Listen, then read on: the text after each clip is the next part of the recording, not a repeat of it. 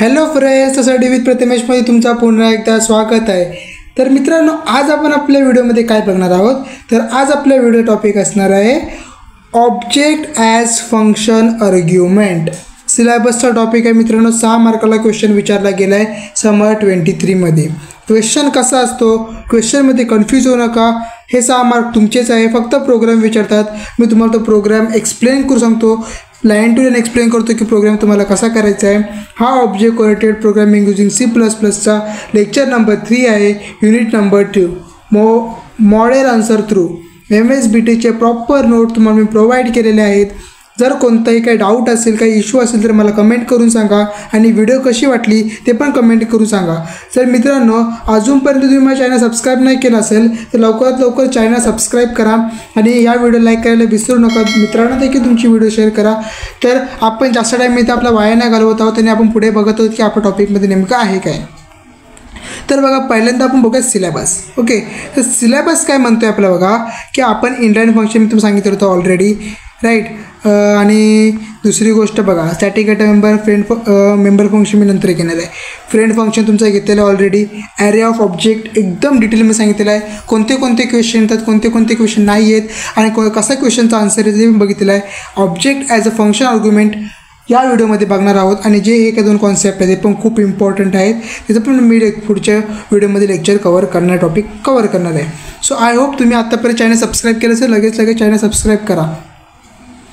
तर मित्रांनो बघा, असा क्वेश्चन विचारला गेला होता की write a program to show object as a function argument. म्हणजे जो ऑब्जेक्ट आहे ना, याला फंक्शन आर्ग्युमेंट म्हणजे दाखवा. म्हणजेच की काय, समजा बघा, आता हा फंक्शन आहे, राईट. हा फंक्शन असेल, समजा फॉल नावाचा कुठलं तर तुम्ही फंक्शन केलं आहे, तर त्याच्यामध्ये तुम्ही काय दाखवा, ऑब्जेक्ट दाखवा. समजला? इतकंच तुम्हाला करायचं. तर या क्वेश्चनचा आन्सर कसं आहे ना, ते आपण एक्झाम्पल थ्रू म्हणजे याच्या प्रोग्रामचा आन्सर तो समजून घेऊया आणि हाच नोट प्रिफर करा तुमच्या स्टडीसाठी, बोर्डच्या एक्झामसाठी. लवकरात लवकर बोर्डची पण एक्झाम सुरू होईल. आणि मित्रांनो, मी या प्रोग्राम घ्यायच्या अगोदर पुन्हा सांगतो की व्हिडिओ लाईक करा आणि सबस्क्राईब करायला विसरू नका. तर आपण याचा टाईम तर वाया नाही घालवतात आणि आपलं. तर बघा मित्रांनो, हा आहे ना समर 23ला, म्हणजे हा समर 23ला हा प्रोग्राम विचारला गेला होता, ते पण 6 मार्कला. तर तुम्हाला हे 6 मार्क तुम्हालाच भेटायला पाहिजे होते. तर ते बघा तुम्हाला कसे, म्हणजे तुम्हाला मार्क भेटू शकले असते. तुम्ही आता या एक्झामला कसा प्रिपेअर करू शकता ऑब्जेक्ट ॲज फंक्शन आर्ग्युमेंट. बघा काय क्वेश्चन होता, सिम्पली बघा, write a program to show object as a function argument. म्हणजे जो ऑब्जेक्ट आहे ना, त्याला फंक्शनचा आर्ग्युमेंट म्हणून शो करायचं आहे. ते या प्रोग्राममध्ये आपल्याला दाखवायचं आहे. लॉंग प्रोग्राम घ्या किंवा स्मॉल प्रोग्राम घ्या, शेवटी मार्क तर तुम्हाला तितकेच भेटणार आहेत ना. तर मी तुम्हाला प्रिफर करेन की स्मॉल प्रोग्राम जरी घेतला असता तरी पण इथे चालला असता. तर तुम्ही स्मॉल प्रोग्रामची प्रिपरेशन करा. तुम्ही तुमच्या नोटमध्ये देखील हा प्रोग्राम लिहून घ्या आणि प्रोग्राम अगदी स्मॉल असू दे, म्हणजे तुम्हाला पण सोपा पडेल. बघा, मी पण छोटासा प्रोग्राम तुम्हाला एक्सप्लेन करतो. बघा, पहिल्यांदा आपल्याला इन्क्लूड जी हिडर फाईल आहे ते आपल्याला पहिले जर कळलं, म्हणजे इन्क्लूड IO स्ट्रीम. हे कशासाठी असतो मित्रांनो, IO स्ट्रीमची फाईल. तर खासकर तुमचे जे C-in C-out असतो त्यासाठी ही हिडर फाईल असते. इन्क्लूड IO स्ट्रीम केला, मग याच्या खालती घ्या तुम्ही युझिंग नेमस्पेस स्टँडर्ड. मग इथे घेतला बघा, नेमस्पेस युझिंग नेमस्पेस STD. किंवा प्रत्येक टायमाला आपण स्टँडर्ड देऊन आउटपुट C-out लिहू शकत नाही, म्हणून आपण पहिल्यांदा हे 2 फाईल डिक्लेअर करतो. आता बघा, सिम्पली काय करा, तुम्ही इथं क्लास घ्या, एक नंबर नावाची एक क्लास घ्या. ओके, नंबर नावाची एक तर क्लास घेतली, राईट. तिला करा तुम्ही ओपन. आता बघा, पब्लिकमध्ये इथे काय करायचं, आपण पब्लिक प्रायव्हेट ठेवायचं नाही आहे. इथं मेन हे आहे की इथं आपण प्रायव्हेट ठेवू शकत नाही. जर आपण प्रायव्हेट ठेवलं तर आपण ते ॲक्सेस करू शकत नाही. मग पब्लिकमध्ये आपला डेटा ॲक्सेस करायचा आहे. पब्लिकमध्ये आपण डेटा डायरेक्ट काय करणार आहोत, तर प्रायव्हेट केलं असं तर ऑफकोर्स तुम्ही ॲक्सेस करू शकत नाही through as a object argument. तर तुम्हाला पब्लिकमध्ये करायचं आहे, प्रायव्हेटला विसरून जा. समजा इथे घ्या व्हॅल्यू. तर ती व्हॅल्यू कशामध्ये असणार आहे मित्रांनो, तर ती असणार आहे इंटिजर, म्हणून इंट टाईप देऊन टाका. इतकं समजलं तुम्हाला, हे समजलं. आता पुढे काय करा की बघा, इतका झाला.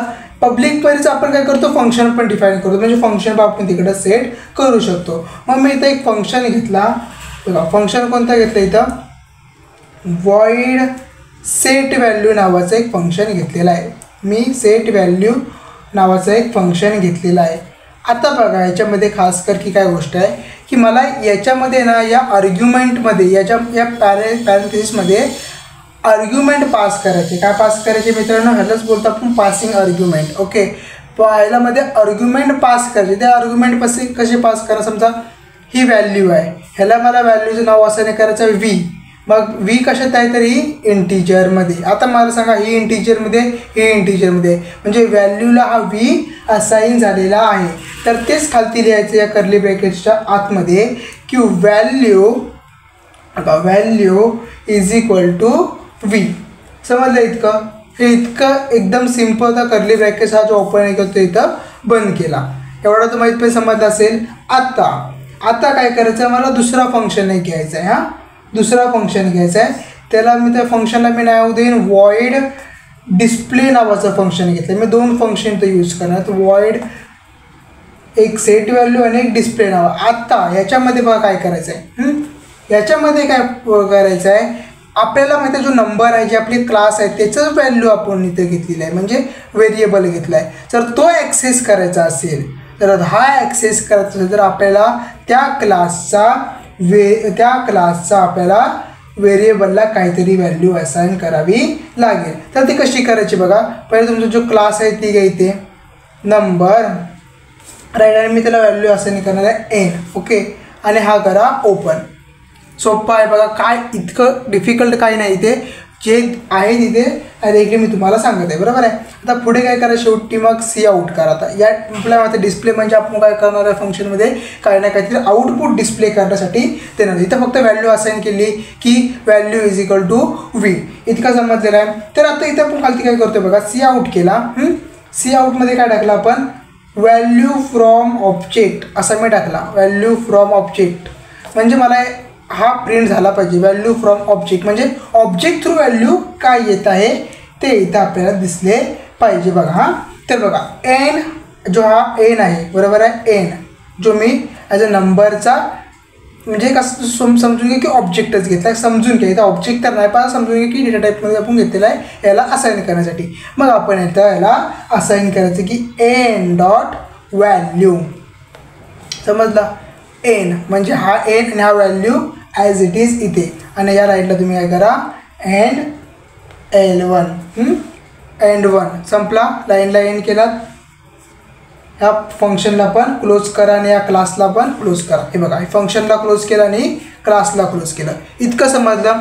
आता पुढे काय करा बघा मित्रांनो, आता तुम्ही काय करू शकता, आता तुमचं मेन फंक्शन होईल इंटिजर मेनमध्ये. मग तुम्ही इथे या आणि सांगा इंटिजर मेन बाबा तुम्ही पण या, तुमचं पण इथं काम सुरू झालेलं आहे. त्याला आपण ओपन करा. आपण काय करतो, त्याच्यामध्ये ऑब्जेक्ट क्रिएट करतो. आपल्याला माहिती आहे की इंटिजर मेन फंक्शनमध्ये आपण ऑब्जेक्ट क्रिएट करतो. त्यामुळेच काय बघा, आपण सीमध्ये बघतो की इंटिजर मेन असतो तो वरती असतो, बरोबर आहे. म्हणून मी काय बोलतो की सी म्हणजे POP आहे. ही काय आहे, टॉप टू डाऊन अप्रोच आहे. आणि OOP बॉटम टू अप काय म्हणजे बॉटमला आपण इंटिजर मेन करतो आणि अपला तो क्लास वगैरे असतो, म्हणून तो बॉटम टू अप लँग्वेज आहे. समजलं, याच्यामधला हा डिफरन्स होता. तर बघा, हा इथं घेतला मी नंबरचा ऑब्जेक्ट घेतला.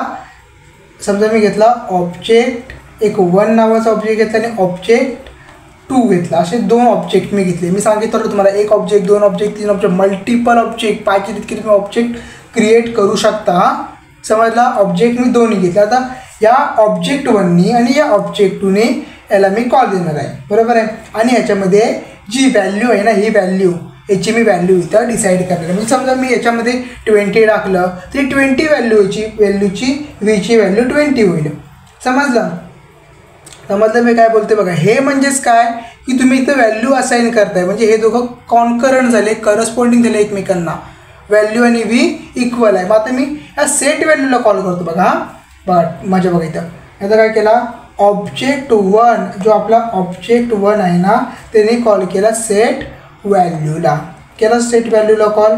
मग सेट व्हॅल्यूमध्ये बघा हे आला कर्ली ब्रॅकेट सेट व्हॅल्यू. पण आता ह्याच्यामध्ये मी काय टाकणार आहे, इंटिजर व्ही म्हणजे ते व्हीची व्हॅल्यू येईल. समजला. मग मी इथे टाकला 10 तर इथे व्हीची व्हॅल्यू झाली 10. ऑब्जेक्ट 2ने सेट व्हॅल्यू टाकली म्हणजे जो फंक्शनने त्याला कॉल केला आणि त्याची व्हॅल्यू बघा, ही व्हॅल्यू इंटिजर व्हीची. इंटिजर व्ही म्हणजेच काय व्हॅल्यू, समजला. इंटिजर व्ही म्हणजेच काय व्हॅल्यू. आपण पण करस्पॉन्डिंग दाखवलं तर इथं काय घ्या 20 घ्या. बघा तुम्ही तर मॅथ्स जर केलं असेल फर्स्ट याला ऑफकोर्स तर सेम मॅथ्ससारखंच आहे, फक्त याला करस्पॉन्डिंग आहे याला करस्पॉन्डिंग असेच प्रोग्राम असतात, इतकं काय हार्ड नाही आहे. ओके, तर बघा इतकं करून झालं, हे दोघं समजलं. पण आता मला काय करायचं आहे की तिथे सांगितलं की फंक्शन आर्ग्युमेंट म्हणजे ऑब्जेक्ट ॲज फंक्शन आर्ग्युमेंट, म्हणजे जो काय तुमचा हा ऑब्जेक्ट असेल तो फंक्शन आर्ग्युमेंट म्हणून यूज केला गेला पाहिजे. म्हणजेच काय बघा, आता ही व्हॉइड डिस्प्ले दिसते, मग डिस्प्ले नावाचं फंक्शन. आता बघा हा ऑब्जेक्ट 1 आहे ना, हा ऑब्जेक्ट 1 कॉल करणार आहे ह्या डिस्प्लेला, ह्या डिस्प्ले नावाच्या फंक्शनला कॉल करणार आहे. मग ह्याच्या आतमध्ये काय नंबर n म्हणजेच काय, जो नंबर आपण इथे टाकलेला आहे एनचा सेट व्हॅल्यूचा त्याचा ऑब्जेक्ट म्हणजे object2. सिम्पली जास्त डोक्याला काही त्रास देऊ नका, इतकंच लक्षात ठेवा की इथं आपल्याला टाकायचं आहे फक्त object2, कारण आपण object2ला इथं पास केलेलं आहे. समजलं, इतकंच होतं. ऑब्जेक्ट म्हणून पास केला, object2 हा ऑब्जेक्ट म्हणून इथं फक्त आपण पास केलेला आहे. इतकंच फक्त एक्झामला लिहून या आणि इथं रिटर्न 0 करा आणि प्रोग्रामला करा फिनिश. आणि ॲट द एंडला काय करा तुम्ही, आउटपुट लिहा.